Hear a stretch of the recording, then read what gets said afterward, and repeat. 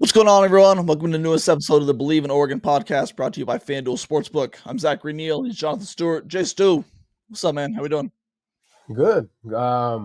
We have a playoff game, home playoff game. Home playoff game at night in Autzen Stadium. That's This gonna be makes glorious. too much sense. Makes too much sense. There's a lot of things in this playoff that I feel like doesn't make sense, Yes. but it feels good to be an Oregon Duck, Uh-huh. led by Dan Lanning and company, and we took care of business Yep. at the end of the day, and so we are where we are. I think this is a favorable situation. And it's fun too, right? It's the holidays. We have a playoff game in Eugene, Oregon, and what can you not love better? No, This is it's taking form the way it should have been. Looking back at last year, got snubbed in a lot of ways. I felt like, yeah. but and so we know what it feels like to be on that side of the stick a little bit. But there's some teams this year that have gotten snubbed. I mean, Oh what are yeah. your We'll talk about it.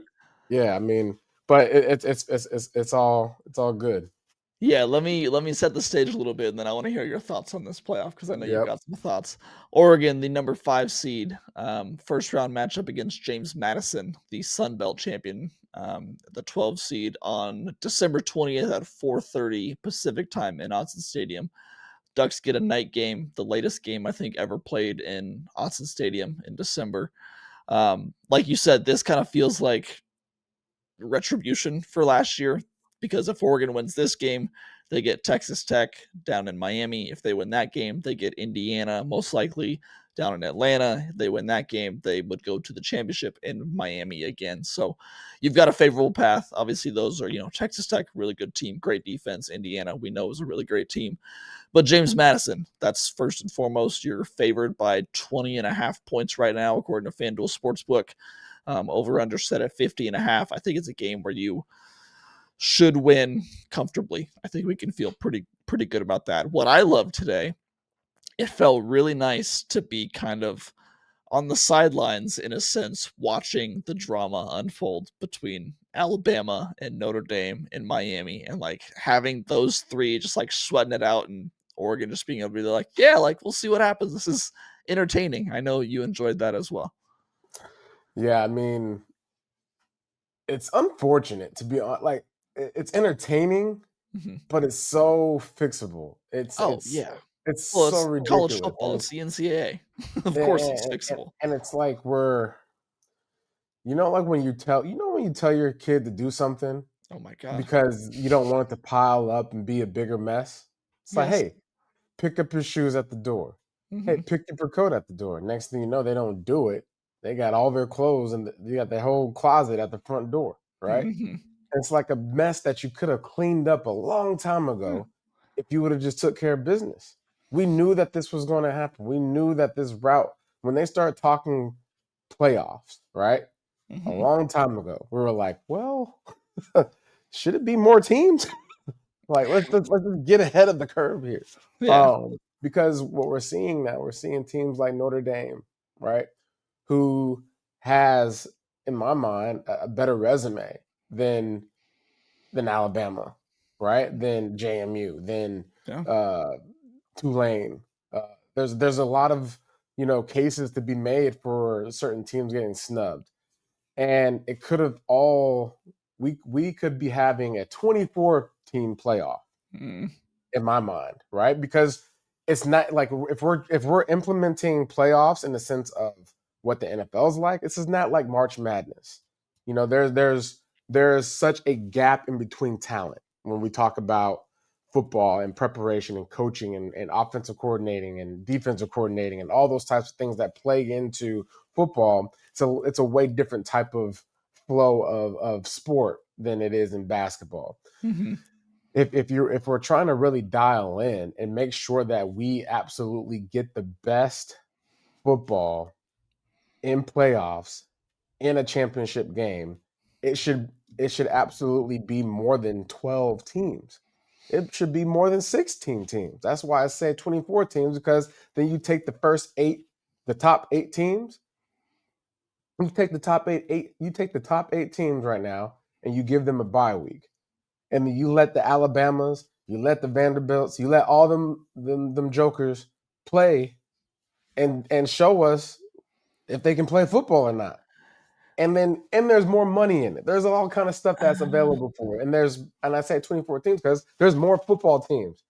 And then you help yeah, elevate this whole image of, you know, playoff opportunities for all these other colleges, right? You talk about money and all that. It just gives way more. But all I'm saying is that Notre Dame got snubbed. Alabama ain't got no business being in sight. 3 losses is 3 losses. I don't care who you yeah. lost to, you lost. You're a loser. See, I don't. I agree with your statement on Notre Dame and Alabama. I don't know that I agree with you on that big of an expansion for the playoff. Because what's our goal here? Is our goal to get people into the postseason or just find out a champion?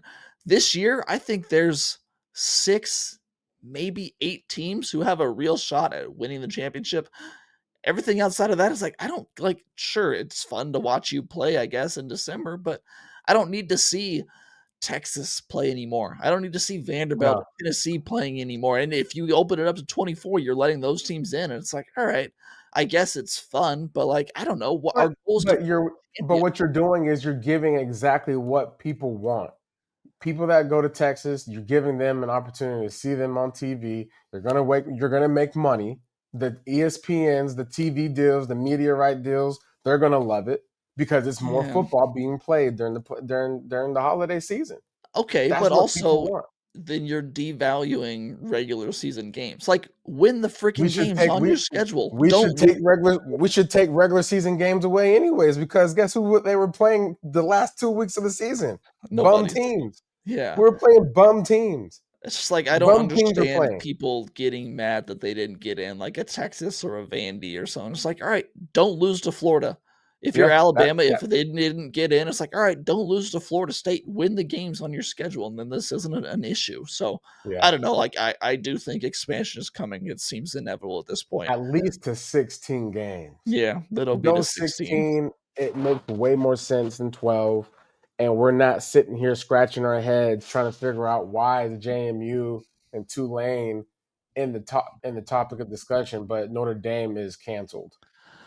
Yeah, the fact that Notre Dame got left out is kind of Is bona insane. fide. They Um, got hustled. The last time we talked, we said that everyone should take Oregon at plus 1,000 on FanDuel Sportsbook to win the championship. Can you guess what their odds are now? We said it was Plus only six going to get better. plus 600. Plus 850. So it Mm. has gone up a little bit, but I mean, if they win that first round against JMU, if they look the way that I think No, we they're expect them to JMU is look, about to get their dogs. They about to get the dogs beat off of them. Listen, it's I yeah, want Oregon to. If Oregon does what they're supposed to do, they're gonna prove our case. yeah, Period. completely agree. JMU and Tulane, great. You guys are great schools. I hope Congrats, it does you got for you. in. But as far as you winning a national championship, good. That is not going to happen. No, It's not not at going to all. happen. So why are you in the discussion?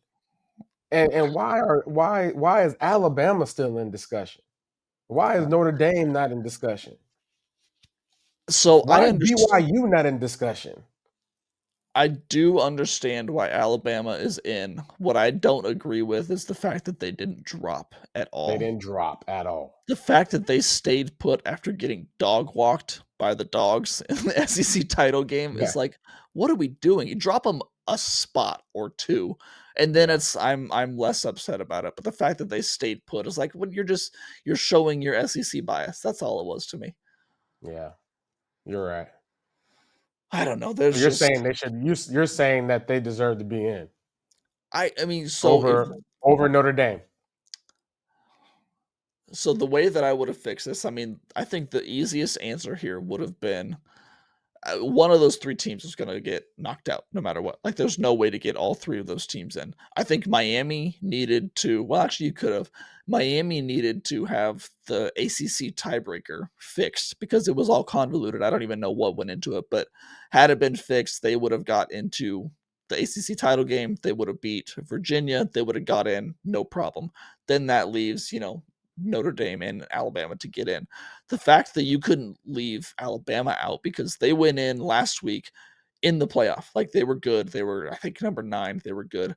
Then they went to the extra bonus game, conference championship game, lost. And then if you knocked them out because of that, because they had to play an extra game and you let teams that didn't play this last week in ahead of them, that would have been the end of conference championship games as a whole in the sport. No one would have played them anymore, which I think could be a good thing because none of us want conference championship games. But I don't think the committee could reasonably leave them out because of that.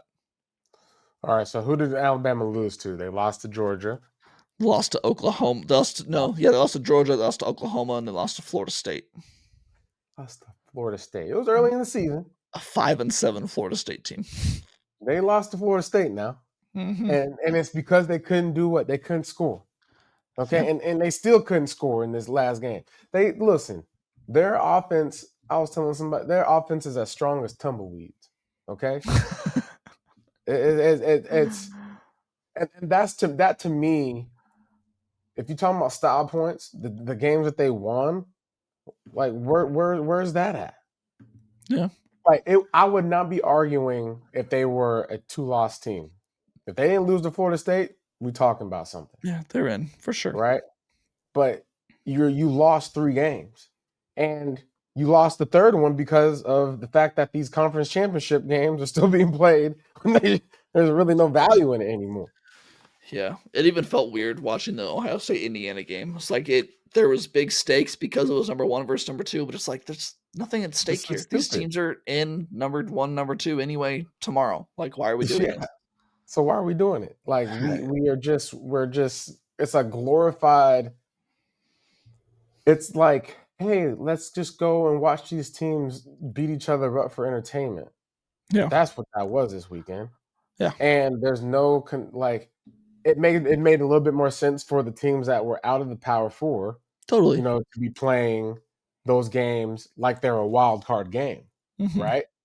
And that again, you go to 16 games, maybe Indiana and Ohio State and Texas Tech or the Texas A&M and Texas Tech don't have to play, right? Well, that's how you fix this. You make it more of a play-in route instead of a conference championship route. If you're number 1 or number 2 in your conference already, excuse me, you're in. You don't need to play the conference championship game.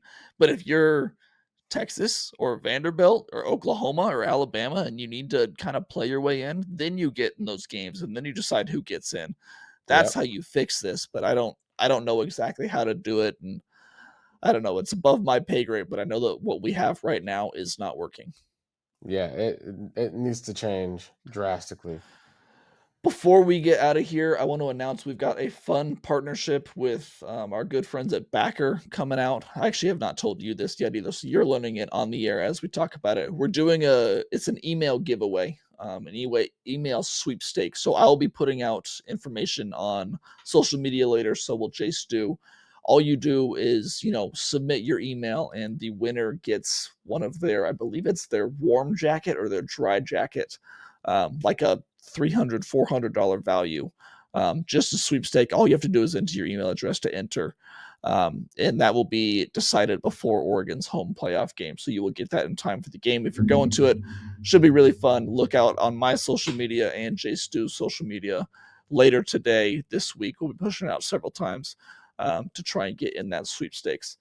Jay Stu, I know you got to go soon. Do you have anything else before we get out of here? I know that we're going to come on probably in the next week or so to preview that JMU game and talk further about this.